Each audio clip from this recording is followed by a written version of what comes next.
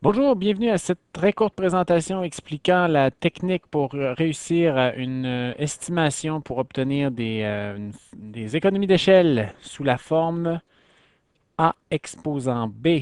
Donc ici, on a une formule qui nous montre comment que le coût en transport en fonction de la distance et du poids peut illustrer une économie d'échelle lorsque les données sont présentées de cette façon. A fois distance exposant B de la distance fois poids exposant B du poids.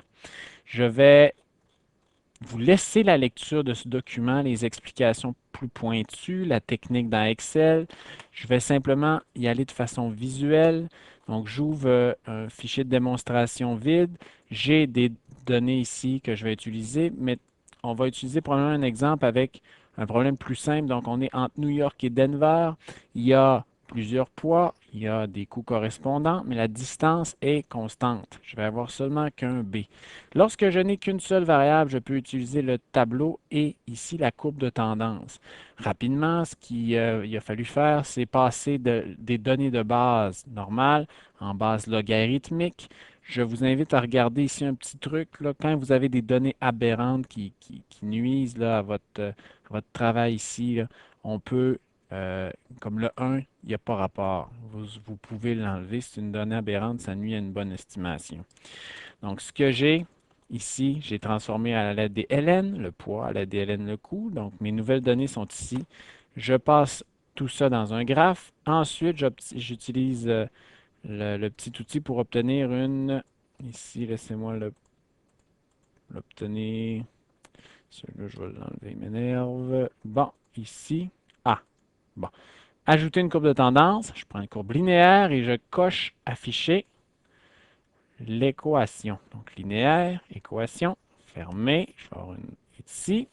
Remarquez donc une AX plus B ici. Donc, B, c'est la constante. Pour ramener ça en base normale, parce qu'ici, je suis en base logarithmique, je dois passer par la fonction exponentielle sur la constante. Le coefficient peut être amené en exposant. Ce qui fait ici qu'on va avoir notre A exposant B et non pas AX plus B. Euh, donc, pour vérifier mon estimation, je vous explique ici, donc j'ai le poids,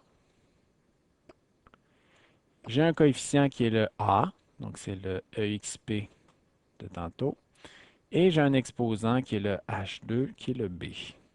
Ce qui nous donne, vous allez devoir étudier la déviation moyenne absolue en pourcentage, mais passons rapidement là. Ce qui me donne une estimation ici en rose par-dessus les données de base, qui est assez intéressant.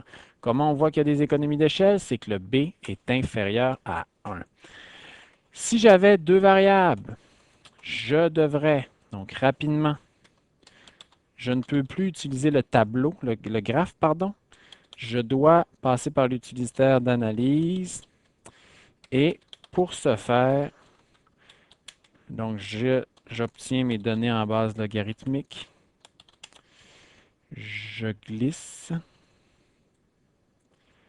On a mes données en base logarithmique. Je vais chercher l'utilitaire d'analyse dans Données. Utilitaire d'analyse. Si vous ne l'avez pas ici, c'est que vous devez l'aller chercher dans vos options.